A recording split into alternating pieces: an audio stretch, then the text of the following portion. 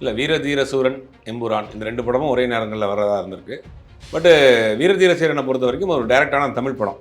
அதை முதல்ல நோட்டீஸ் பண்ணணும். விக்ரமுக்கு அங்கே கேரளாவில் ஒரு ஆடியன்ஸ் இருந்தாலும் கூட அங்கே யாருக்கு ஃபஸ்ட் ப்ரிஃபரன்ஸ் கொடுப்பாங்க? ரெண்டும் ஒரே டைமில் இந்த படம் ரிலீஸ் ஆகுது. தமிழ்லையும் அந்த படம் ரிலீஸ் ஆகுது, மலையாளத்தில் ரிலீஸ் ஆகுது. அப்படிங்கும்போது தமிழில் அந்த படம் மலையாள படம் தான், மலையாளத்தில் அது தமிழ் படம் தான். அப்படிங்கும்போது அந்த வேரியேஷனை தான் பார்ப்பாங்க. தேட்டர் ஷேரிங்கில் தான் கொஞ்சம் சிக்கல் வரும். எந்த படத்துக்கு எவ்வளோ தேட்டர் கொடுப்பாங்கன்னு பார்க்கும்போது வீரதீர சீரனை பொறுத்தவரைக்கும் அதிகமான ஸ்க்ரீனிங் கிடைக்கிறதுக்கு வாய்ப்பு இருக்குது. இந்த மாதிரி இது அமரன் படத்தை பார்த்துட்டு அவர் டைரக்டர் கூப்பிட்டு பாராட்டினார். அந்த மாதிரி பாராட்டுவதற்கு தயங்க மாட்டார். அது இல்லாமல் அவர் சமகால நடிகர்கள் மோகன்லால், ரஜினி, கமல் இவங்கெல்லாம் அந்த சமகால நடிகர்கள் அவர் ரொம்ப பார்த்துருக்காரு, ரொம்ப இம்ப்ரெஸ் ஆகிருக்கு. அப்படின்றதால கூப்பிட்டு அவர் பாராட்டியிருக்காரு. அவர் பாராட்டுனதுலேயும் உள்ள ஒரு அர்த்தம் இருக்கும். ஏன்னா அது ஒரு மார்க்கெட்டிங்க்கு பயன்படும். ஒருவேளை மோகன்லால் அவர்கள்ட்ட கொடுத்து இங்கே பார்க்க சொல்லியிருப்பாங்க. கண்டிப்பாக இவராக தன்னிச்சையாக பார்த்து போட்டிருக்க மாட்டார். பிரபுதேவா அவர்கள் சமீப காலத்தில் திருப்பதிக்கு பயணம் போயிருக்காரு அவங்க குழந்தைகளோட. அவர் பெண் குழந்தை பிறந்தப்ப என்ன சொல்லியிருக்காருன்னா, இனிமேல் சினிமா விட்டு கொஞ்சம் கொஞ்சமாக விலகிடுவேன் அப்படின்ற மாதிரிலாம் சொல்லியிருக்காரு இல்லையா? ஸோ இந்த பயணமுமே அவர் கொஞ்சம் கொஞ்சமாக விலகிறதுக்கான காரணமாக இருக்குமா? இல்லை, அப்படி கிடையாது. விலகணும்னா இப்போ உடனே விலக மாட்டார். இப்போ ஆல்ரெடி சங்கர் பையனை வச்சு ஒரு படம் டைரக்ட் பண்ணுறதுக்கு பேசிகிட்டு இருக்காரு. அப்புறம் 2-3 படங்களை கோரியோகிராஃப் பண்ணிட்டு இருக்காரு. ஹிந்தி படங்கள்லாம் பண்ணிட்டு இருக்காரு.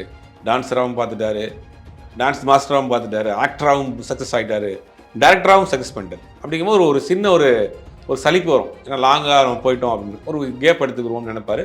பட் அந்த ஆடின காலும் பாடின வாயும் சும்மா இருக்காருன்னு சொல்லுவாங்க. அது மாதிரி இருக்க முடியாது. தமிழ்நாட்டிலே மொத்தம் 1300 + 100 1400 ஸ்க்ரீன் தான் இருக்குது. 1400 தேட்டர் தான் இருக்குது.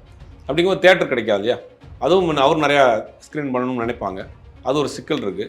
ரெண்டாவது அதை தள்ளி வைக்கலாங்கிறது அவங்க பிளான். அதனால் இப்போ அந்த படத்தை தள்ளி வச்சுருக்காங்க. கன்ஃபார்மாக இட்லி கடை தள்ளி போகுது.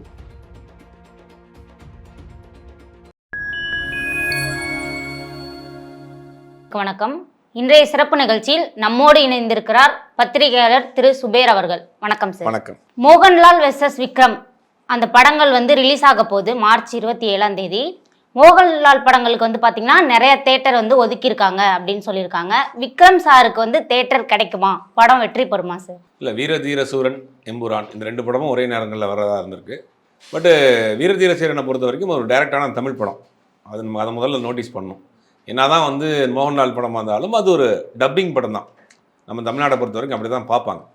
அப்படிங்கும்போது தேட்டர் கிடைக்கிறதுல என்ன சிக்கல் இருக்குது அப்படின்னா, இந்த படம் ஆல்ரெடி டேட் ஃபிக்ஸ் பண்ணி தள்ளி போச்சு. அப்படிங்கும்போது வீரதீர சீரனுக்கு அதிகமான தேட்டர் கிடைக்கிறதுக்கு வாய்ப்பு இருக்குது. இந்த இதுக்கு கொஞ்சம் கம்மியான தேட்டர் தான் கிடைக்கும்.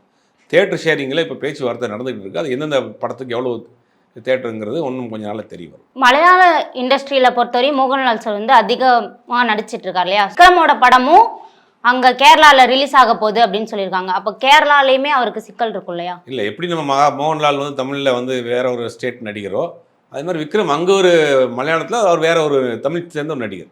அப்போ அங்கே யாருக்கு இம்பார்ட்டன்ட் கொடுப்பாங்க? கேரளாவில்னா மோகன்லால் படத்தை இம்பார்ட்டன்ட் கொடுப்பாங்க. இங்கே தமிழில் இப்போ இந்த யாருக்கு படத்துக்கு இம்பார்ட்டன்ட் கொடுப்பாங்க? விக்ரம் படத்தை தான் கொடுப்பாங்க. ஏன்னா டேரக்டான தமிழ் படம். அந்த டேரக்டர் ஆல்ரெடி ப்ரூஃப் பண்ணி சேதுபதி, சித்தா மாதிரி ஹிட் கொடுத்த ஒரு டேரக்டர். இந்த படத்துக்கு நல்ல ஒரு ஓப்பனிங் இருக்குது. வந்த டீசராக இருக்கட்டும், பாட்டாக இருக்கட்டும், எல்லாமே ஒரு பெரிய ஹைப் கிரியேட் பண்ணியிருக்கு. இந்த படத்துக்கு மேலே ஒரு பெரிய எதிர்பார்ப்பு இருக்குது. அப்படிங்கும் போது 2 பார்ட்டாக வருது. செகண்ட் பார்ட்டு ஃபஸ்ட் ரிலீஸ் பண்ணிட்டு அப்புறம் ஃபஸ்ட் பார்ட்டு அப்புறம் 2வது ரிலீஸ் பண்ணுறாங்க. இந்த படத்துக்கு ஒரு எதிர்பார்ப்பு இருக்குது. விக்ரமுக்கு அங்கே கேரளாவில் ஒரு ஆடியன்ஸ் இருந்தாலும் கூட அங்கே யாருக்கு ஃபஸ்ட் ப்ரிஃபரன்ஸ் கொடுப்பாங்க? ரெண்டும் ஒரே டைமில் இந்த படம் ரிலீஸ் ஆகுது. தமிழ்லையும் அந்த படம் ரிலீஸ் ஆகுது, மலையாளத்தில் ரிலீஸ் ஆகுது. அப்படிங்கும்போது தமிழில் அந்த படம் மலையாள படம் தான், மலையாளத்தில் அது தமிழ் படம் தான். அப்படிங்கும்போது அந்த வேரியேஷனை தான் பார்ப்பாங்க. தேட்டர் ஷேரிங்கில் தான் கொஞ்சம் சிக்கல் வரும். எந்த படத்துக்கு எவ்வளோ தேட்டர் கொடுப்பாங்கன்னு பார்க்கும்போது வீரதீர சீரனை பொறுத்தவரைக்கும் அதிகமான ஸ்க்ரீனிங் கிடைக்கிறதுக்கு வாய்ப்பு இருக்குது. ஏன்னா அந்த படம் ரொம்ப நாளைக்கு முன்னாடியே அந்த படத்தை நம்ம ரிலீஸு தள்ளி போனதுனால அதிகமான ஸ்க்ரீனிங் அங்கே புக் பண்ணுறதுக்கு வாய்ப்பு இருக்குது. எம்புரான் படத்திற்காக ட்ரெய்லரை பார்த்துட்டு ரஜினி சார் அவர்கள் ட்விட்டரில் அதாவது வாழ்த்து தெரிவிச்சிருக்காரு இல்லையா? இதை நீங்கள் எப்படி பார்க்குறீங்க? இல்லை, அவரை பொறுத்த வரைக்கும் பாராட்டுறதுல குறைய வைக்க மாட்டார். அவருக்கு பிடிச்சிருந்ததுன்னா யாரையும் கூப்பிட்டு உடனே பாராட்டுவார். சமீபத்தில் டிராகன் டைரக்டரை கூப்பிட்டு பாராட்டினார், லப்பர் பந்து டைரக்டரை கூப்பிட்டு பாராட்டினார், அப்புறம் கண்ணும் கொள்ளையிடத்தில் இந்த தேசிங் பெரியசாமியை கூப்பிட்டு பாராட்டினார். இந்த மாதிரி இது அமரன் படத்தை பார்த்துட்டு அவர் டைரக்டரை கூப்பிட்டு பாராட்டினார். அந்த மாதிரி பாராட்டுவதற்கு தயங்க மாட்டார். அது இல்லாமல் அவர் சமகால நடிகர்கள் மோகன்லால், ரஜினி, கமல் இவங்கெல்லாம் அந்த சமகால நடிகர்கள் அவர் ரொம்ப பார்த்துருக்காரு, ரொம்ப இம்ப்ரெஸ் ஆகிருக்கு. அப்படின்றதால கூப்பிட்டு அவர் பாராட்டியிருக்காரு. அவர் பாராட்டுனதுலேயும் உள்ள ஒரு அர்த்தம் இருக்கும். ஏன்னா அது ஒரு மார்க்கெட்டிங்க்கு பயன்படணும். ஒருவேளை மோகன்லால் அவர்கள்ட்ட கொடுத்து இங்கே பார்க்க சொல்லியிருப்பாங்க. கண்டிப்பாக இவராக தன்னிச்சையாக பார்த்து போட்டிருக்க மாட்டார். தன்னிச்சையாக பார்த்து வாழ்த்து வர தமிழ் இந்த படம் ரிலீஸ் ஆக போகுது, இவர் தன்னுடைய நண்பர் நீங்கள் பாருங்கன்னு அனுப்பிச்சிருப்பாங்க. பார்த்துட்டு அது ஒரு கேட்டசிக்கு அவர் வாழ்த்து போட்டிருப்பாங்க. அதையும் வந்து பப்ளிசிட்டிக்காக பயன்படுத்திக்கிறாங்க. இல்லை, பிருத்திவிராஜ் சார் போயிட்டு ரஜினி சார் படம் பற்றி சொல்லியிருக்காரு. பட் ஆனால் அவருக்கான டேட் இல்லாத அப்படின்றனால வந்து படம் வந்து எதுவுமே சைன் பண்ணலையா. ஸோ அதுக்காக பார்க்க போய் தான் போட்டிருக்காங்க அப்படின்ற மாதிரி. இல்லை, அது கோஇன்சிடென்ட்டாக பார்க்க போய் பட் சொல்லணும்னு அவசியம் இல்லையே, ட்விட்டரில் போடணும் அவசியம் இல்லையே. அப்போ அவங்க சொல்லியிருப்பாங்க, படம் யூனிட் வந்து இந்த மாதிரியான செலிபிரிட்டிஸ் படத்தை பார்த்து அதை வந்து அப்ரிஷியேட் பண்ணுறதுக்கு படத்துக்கு ஒரு பெரிய மார்க்கெட்டு தான், பிஸ்னஸ் தான். அதை அவங்க பயன்படுத்திக்கிறாங்க. எனக்கு தெரிஞ்ச இந்த படத்தை அப்படி தான் பயன்படுத்திருக்காங்க. பிரபுதேவா அவர்கள் சமீப காலத்தில் திருப்பதிக்கு பயணம் போயிருக்காரு அவங்க குழந்தைகளோட. அவர் பெண் குழந்தை பிறந்தப்ப என்ன சொல்லியிருக்காருன்னா, இனிமேல் சினிமா விட்டு கொஞ்சம் கொஞ்சமாக விலகிடுவேன் அப்படின்ற மாதிரிலாம் சொல்லியிருக்காரு இல்லையா. ஸோ இந்த பயணமுமே அவர் கொஞ்சம் கொஞ்சமாக விலகிறதுக்கான காரணமாக இருக்குமா? இல்லை, அப்படி கிடையாது. விலகணும்னா இப்போ உடனே விலக மாட்டார். இப்போ ஆல்ரெடி சங்கர் பையனை வச்சு ஒரு படம் டைரக்ட் பண்ணுறதுக்கு பேசிகிட்டு இருக்காரு. அப்புறம் வந்துட்டு 2-3 படங்கள் கோரியோகிராஃப் பண்ணிட்டு இருக்காரு. ஹிந்தி படங்கள்லாம் பண்ணிட்டு இருக்காரு. ஒரு சில படங்கள் அவர் நடிச்சிட்டு இருக்காரு. அப்போ உடனே பண்ண மாட்டார். ஃப்யூச்சரில் நான் சினிமா விட்டு கொஞ்சம் கொஞ்சமாக விலகுவேன் அப்படின்றார். அவரும் கிட்டத்தட்ட 30 வருஷமாக சினிமாவில் ஆடிட்டு இருக்காரு. டான்ஸ் ஆடிட்டு இருக்காரு, டான்ஸராக இருந்திருக்காரு, டான்ஸ் மாஸ்டராக இருந்திருக்காரு, அப்புறம் நடிகராக இருந்திருக்காரு, அப்புறம் டேரக்டராகவும் சக்ஸஸ்ஃபுல்லாக நிறைய படங்கள் கொடுத்துருக்காரு. அப்படிங்கும்போது ஒரு சின்ன ஒரு சலிப்பு ஏற்படும்ல. ரொம்ப ஒரு 30 வருஷம் ட்ராவல் பண்ணிட்டோம், 17-18 வயசுலேயும் நடிக்க டான்ஸ் ஆட வந்துட்டார், அப்புறம் மாஸ்டர் ஆகிட்டார். அப்படிங்கும்போது ஒரு லாங் ட்ராவல் பண்ணிட்டோம், ஒரு சலிப்பு எல்லாமே பார்த்துட்டாரு. சினிமாவில் டான்ஸராகவும் பார்த்துட்டாரு, டான்ஸ் மாஸ்டராகவும் பார்த்துட்டாரு, ஆக்டராகவும் சக்ஸஸ் ஆகிட்டாரு, டேரக்டராகவும் சக்ஸஸ் பண்ணிட்டார். அப்படிங்கும்போது ஒரு சின்ன ஒரு சலிப்பு வரும். ஏன்னா லாங்காக நம்ம போயிட்டோம் அப்படின்னு ஒரு கேப் எடுத்துக்கிறோம்னு நினைப்பாரு. பட் அந்த ஆடின காலும் பாடின வாயும் சும்மா இருக்காருன்னு சொல்லுவாங்க. அது மாதிரி இருக்க முடியாது. ஒரு ஃப்யூச்சரில் வச்சிடலாம், ஒரு 5-6 வருஷம் கழித்து நம்ம சினிமா வந்து கொஞ்சம் விலகலாம் அப்படின்றாங்க. இப்போதைக்கு பரபரப்பாக தான் இருக்கிறாரு.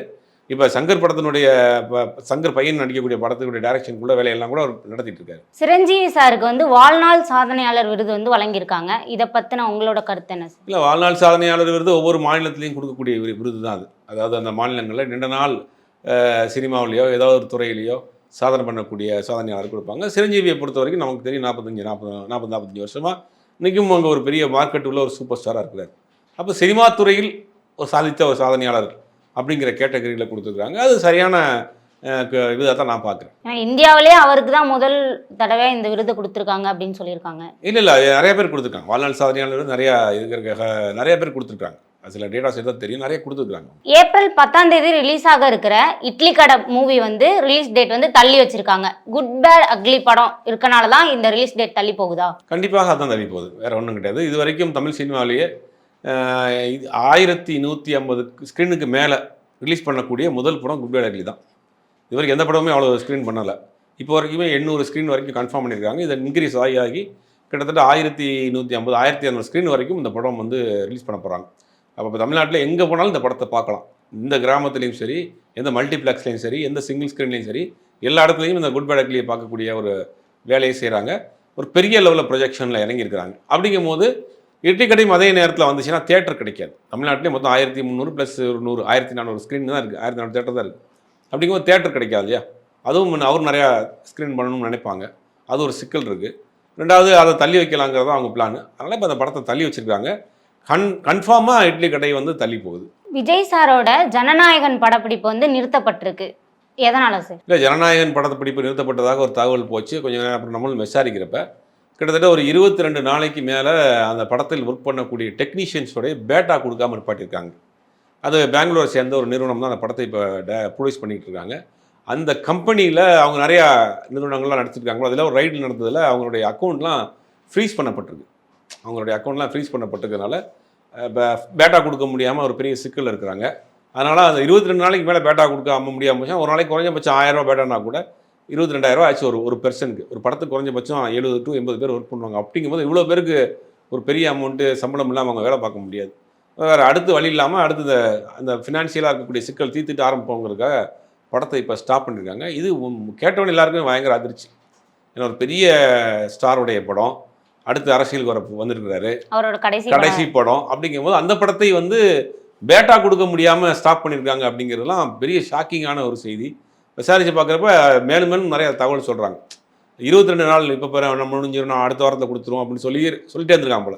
சொல்லிட்டே இருந்தால் இப்போ 22 நாள் வரைக்கும் வந்து 22 நாளைக்கு மேலே நம்மளால் தாங்க முடியாது அப்படிங்கிறனால ஒரு கட்டத்துக்கு மேலே அவங்க ஸ்ட்ரைக் பண்ணுற மாதிரி போயிடுவாங்க அப்படின்றத தெரிஞ்சு தான் இவங்களே ஸ்டாப் பண்ணியிருக்காங்க. அது ஸ்ட்ரைக்காக மாறி போராட்டம் ஆர்ப்பாட்டம்னு பண்ணிட்டாங்கன்னா அது ரொம்ப வேற மாதிரி அரசியல் ரீதியாகவும் ஒரு நெருக்கடி கொடுத்து. ரைடெல்லாம் போனனால தான் படம்லாம் முடக்கி இருக்காங்க. ஆமாம், அந்த நிறுவனத்துக்கு போயிருக்காங்க. அதுக்கும் பொலிட்டிக்கலாக எந்த விதமான கனெக்ஷன் கிடையாது.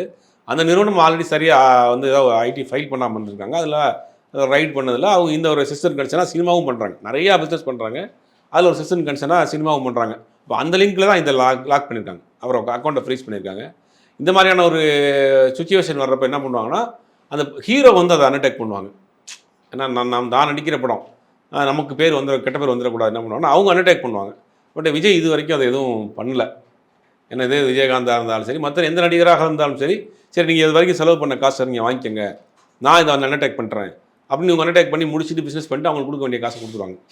ஆனால் ஒரு 20 நாள் 22 நாள் வரைக்கும் பேட்டாவே போகாமல் ஒரு படம் நடந்துகிட்டு இருக்கு அப்படின்னா விஜய் எப்படி பார்த்துக்கிட்டு சும்மா இருந்தார் அப்படிங்கிறதே பெரிய ஒரு கேள்விக்குறியா இருக்கு. இதுவரை எங்களுடன் பல்வேறு கருத்துக்களை பகிர்ந்தமைக்கு நன்றி.